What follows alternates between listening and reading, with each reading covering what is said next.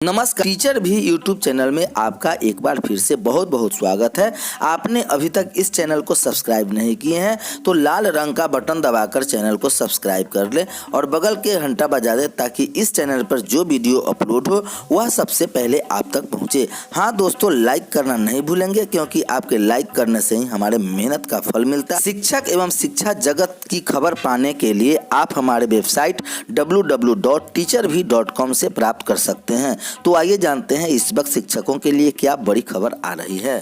केंद्र के बाद अब राज्य के सभी कर्मचारियों के बल्ले बल्ले। केंद्र के बाद अब राज्य सरकार के कर्मचारी के साथ नियोजित शिक्षकों की भी बल्ले बल्ले होने वाली है, क्योंकि राज्य सरकारों ने उनके लिए खजाने दिया। इनमें बिहार सरकार लड्डू लाखों ने दशहरे पर सरकार की सैलरी बढ़ाने का बड़ा तोहफा देने का फैसला किया है। राज्य सरकार बढ़े हुए महंगाई भत्ते की रकम अक्टूबर में कर्मचारियों को 2 महीनों के एरियर के साथ देगी। बिहार कैबिनेट ने हाल ही में इस फैसले को मंजूरी दे दी है। इसके साथ ही मध्य प्रदेश में भी इजाफे का ऐलान जल्द हो सकता है। एमपी गवर्नमेंट लाखों कर्मचारियों की महंगाई भत्ता और पेंशनरों की महंगाई राहत भत्ता देने का आदेश अक्टूबर में जारी करेगी।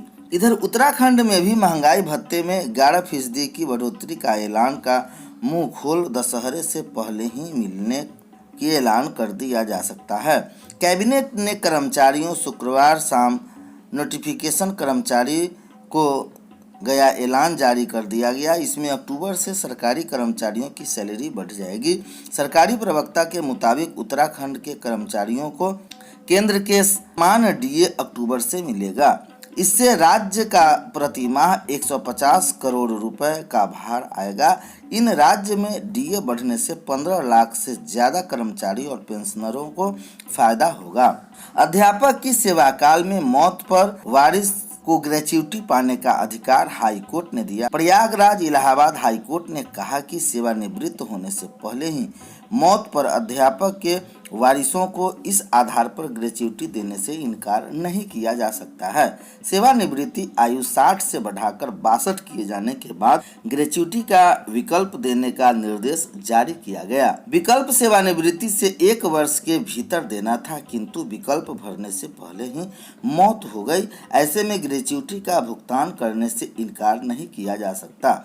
कोर्ट ने याचिका मंजूर कर ली और 3 माह में ग्रेच्युटी की गणना कर निर्णय से याची को सूची। यह आदेश न्यायमूर्ति यशवंत वर्मा ने सुशील यादव, अभिषेक चंद्र सिन्हा व माया देवी की याचिकाकर्ताओं पर दिया।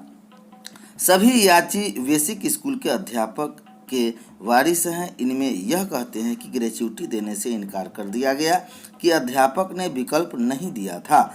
कोर्ट ने उषा रानी केस में फैसले के हवाले से कहा कि मौत कभी भी हो सकती है, इसलिए ग्रेच्युटी गणना के अनुसार देने का हाईकोर्ट ने दिया आदेश। इधर 1.5 साल बाद 2 अक्टूबर से खुलेंगे राज्य भर के कस्तूरबा विद्यालय।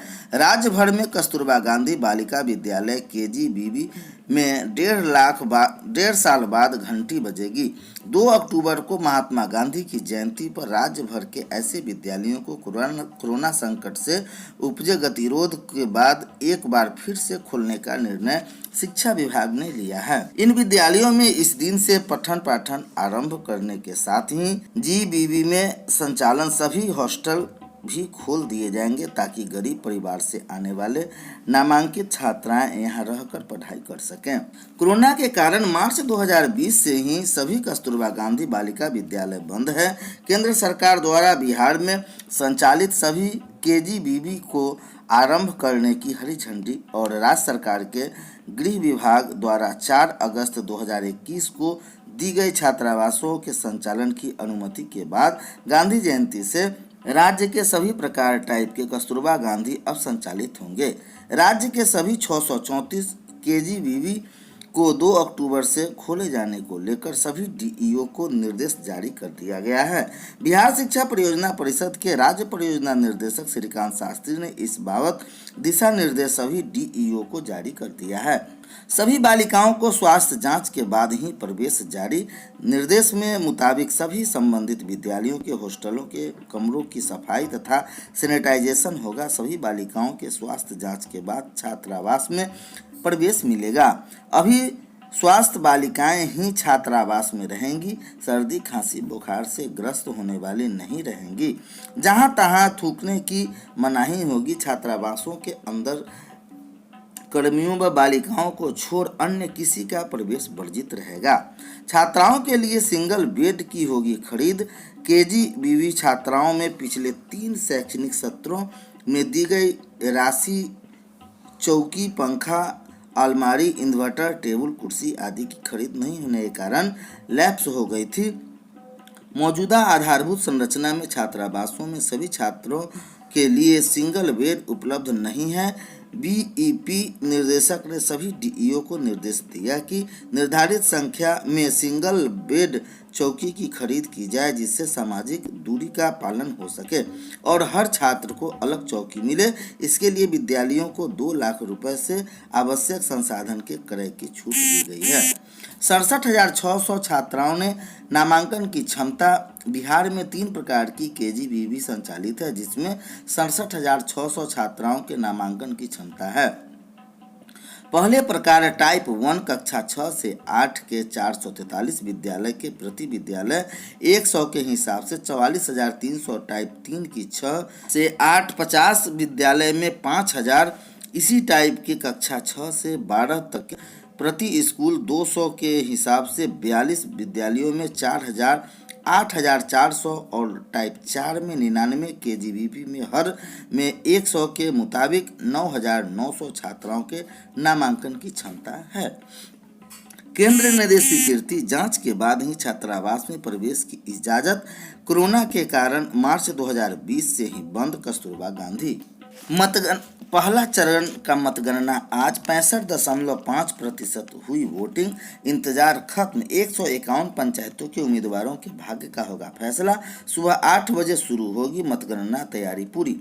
सबसे अधिक कैमूर में हुआ है मतदान। राज्य निर्वाचन आयोग के अनुसार पहले चरण के पंचायत चुनाव को लेकर 24 सितंबर को 65.5% मतदान हुआ था। सभी जिलों में प्राप्त अंतिम रिपोर्ट के अनुसार रोहतास में 62.5%, कैमूर में 72.75%, औरंगाबाद में 66.99%, गया में 67.91%, नवादा में 67.14%, जहानाबाद में 67.57%, अरवल में 67.5%, बांका में 64.32% और जमुई में 64.01% मतदान हुआ है। पहले चरण के पंचायत चुनाव की मतदान रविवार को होगी। मतगणना रविवार को होगी। आवश्यकता पड़ने पर मतगणना कार्य सोमवार को भी कराया जा सकेगा। मतगणना के साथ ही इस चरण के चुनाव को लेकर 10 जिलों में 12 प्रखंडों की 151 पंचायतों के चुनाव परिणाम तत्काल जारी कर दिए जाएंगे।